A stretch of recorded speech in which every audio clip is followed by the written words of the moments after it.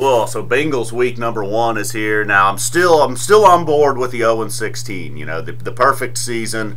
Just feel like that would be much more fun than 2 or 3 wins. But if they're going to sneak in a win or two, this one right here at Cincinnati, more so at Cincinnati even than at home, where they play them later in the year. Now they're catching the Bengals at an odd time here. You know, you can't tell if the Bengals are at that point where they're ready to give up on the season, or if they're just going to seriously get it together and be like, all right, you know, we've played some of the tougher teams. Sure, we lost. You know, we lost a tough one to the Steelers, lost to the Cowboys, lost to the Patriots. But look, we're beating up on the shitty teams like the Jets and the Dolphins, and now we got the Browns, so we can get back on track. And that's potentially what I see happening here. Although it does just sort of seem like the same Bengals team year after year. I mean, just every year they just kind of get older. And the one position where they have been, you know, they've done a really good job at bringing in wide receivers the last 5 or 6 years, along with A.J. Green, but then each year those dudes just leave. And they haven't necessarily replaced them right now. I guess LaFell, the rookie Boyd in there. I think Giovanni Bernard might be their second leading receiver. Tyler Eifert, I don't know if he'll ever play again. So it's pretty much A.J. Green all the time. The running game's struggling a little bit this year. They've had one run of over 20 yards. I think even Cleveland's more impressive than that on the ground. Hill and Bernard averaging about 3.5 yards a carry. I don't even know if they have another healthy running back. I know they had old P. Head and Burkhead. I think both of those guys are injured right now. Dalton, not much of a... Dalton will run it a little bit, you know. He's sneaky. He's sneaky athletic. That's what they say about white quarterbacks. He's not sneaky anything. He's not athletic anything, but occasionally he will run the ball if you give it to him. So keep an eye on that. Jeremy Hill down there, if they get into the red zone, he could be the problem. He doesn't seem to be fumbling the ball this year. Now on the Browns side of the ball, they got Pryor. He just has to step up. I mean, he's stepped up and he's done well, but he just needs to do more. I know last week, yeah, he had some stats one guy pointed out, but no, man, he needs to do more. I think he has the potential to be one of the best wide receivers in the league. I don't think he's playing like one of the best wide receivers in the league yet. You hear him talk, he believes it too. It's not just talk, man. Deep easy can get it done. So that would be pretty amazing. You know, I'm sure, not that he's an Ohio guy. He's basically an Ohio guy now. You know, he went to Ohio State. He's from Pennsylvania. Went to Ohio State. Now he's a Brown. Bleeding orange and brown up there, man. I tell you, he's a fiery guy, that Pryor. So I feel like he's going to be fired up here. You know, I don't know if anybody in the Bengals secondary, ever since they lost Reggie Nelson, I don't know if anybody in that secondary is really scaring anybody. They still got Leon Hall hobbling around back there.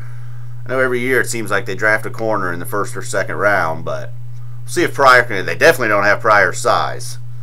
So, and maybe the Browns can try to get that running game back on track. Right about the time I was fooled into thinking they had a running game, then these last 2 weeks have happened. I think they've had about 8 yards rushing on 50 carries. So that's it. You know, as far as getting to a final score, you know, I don't know. I don't know what the final score will be, but I am predicting a Bengals win. I'll be happy if the Browns win. I'll be more than happy to be wrong this week, you know. I already saw the clip this week. This is Bengals fans' favorite week. They get to play their favorite YouTube clip of Sam Weish. You know, what should have been one of the low points in Bengal fan history, they're somehow proud of it. You know, luckily Sam Weish saved them there. You know, Sam Weish being a lot smarter than your average Bengal fans, he went and bailed them out.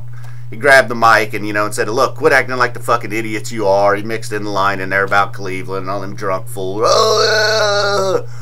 So, you know, props to Sam Weish for that. Props to him also for getting the hell out of there and then leaving them the biggest losers in the NFL for 15 to 20 years until Marvin Lewis come along. You know, and then on the trip back home this weekend, got to listen to a little Bengals post game, man. It was awesome.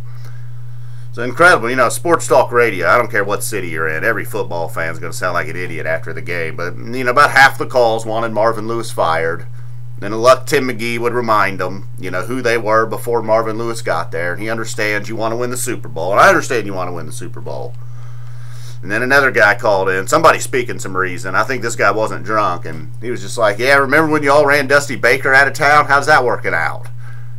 Yeah, so I don't know. Not that I'm pulling for the Bengals to make smart moves, but yeah, Marvin Lewis. I'm giving Marvin Lewis a thumbs up. Where's the money? They should build a statue right now. Even all those years he went 8-8. It was like, build that guy a statue. What the Browns are right now, that was the Bengals for 20 years until Marvin got there. Maybe, somehow, someway, Hugh Jackson can be our Marvin Lewis. I mean, apparently this bro's not going to be our answer. Maybe Kessler, though. You watch out for the rookie quarterback. All right, that's enough. I've rambled on long enough. Final score, Bengals 23, Browns 17.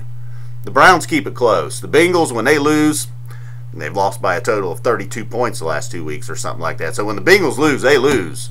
2 touchdowns or more. The Browns somehow make it close. I think the other teams are taking them lightly. The Bengals, however, will not take the Browns lightly. They know. Rough. Thanks for watching, guys.